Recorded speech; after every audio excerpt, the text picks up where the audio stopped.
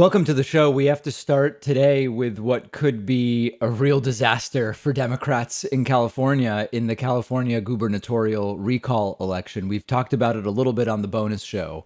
And I mean, to bottom line it for you, we could be looking at Democrats not only losing control of the governorship in California, but losing control because of pathetic or apathetic turnout from Democrats and losing control to an absolutely radical, destructive, embarrassing Republican named Larry Elder. And we're going to talk about that as well.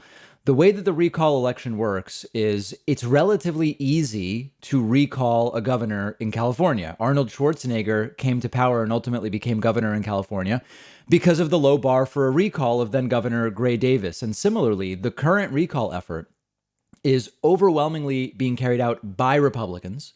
In California, Democrats have a huge voter registration advantage. And so when you look at polling, you find that it's basically 50-50-ish when it comes to whether in the polling, whether you between Democrats and Republicans, whether you want to recall Gavin Newsom. Democrats have a far larger share of the voters, but the question is, will they turn up? And it's sort of a two-part election. The first part is, do you want to recall the governor?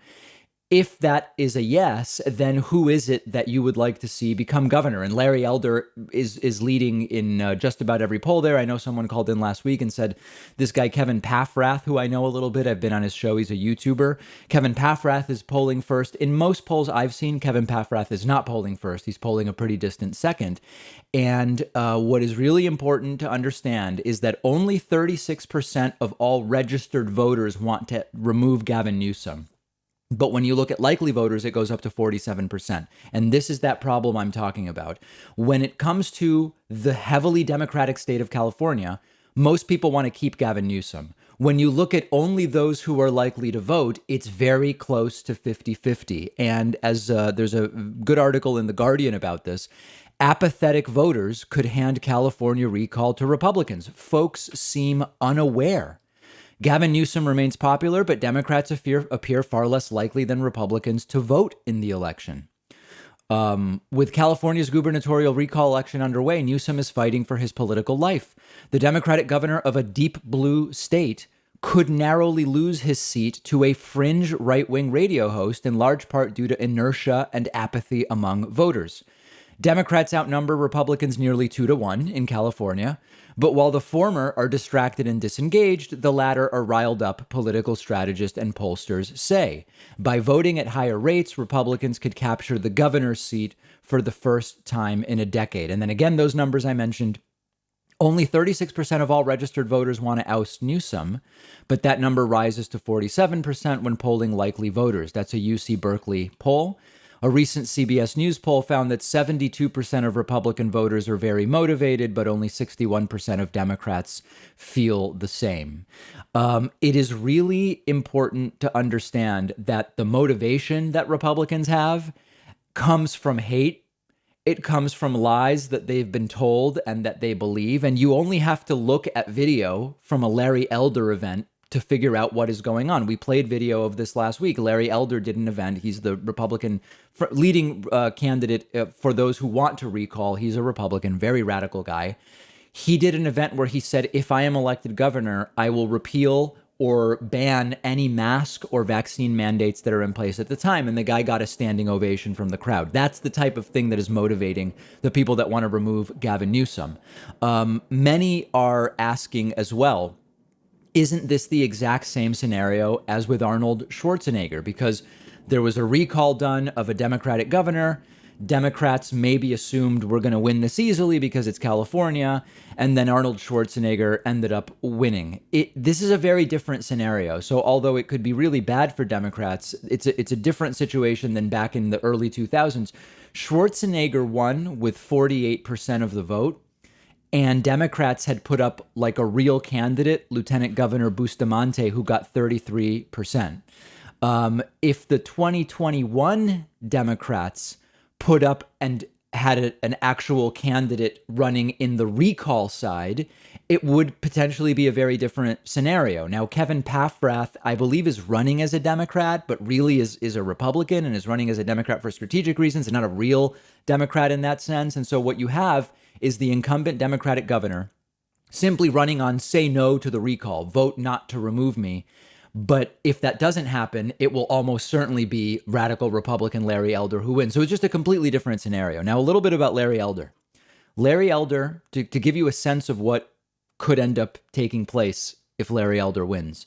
Larry Elder was a big supporter of Donald Trump. That should instantly disqualify you, of course.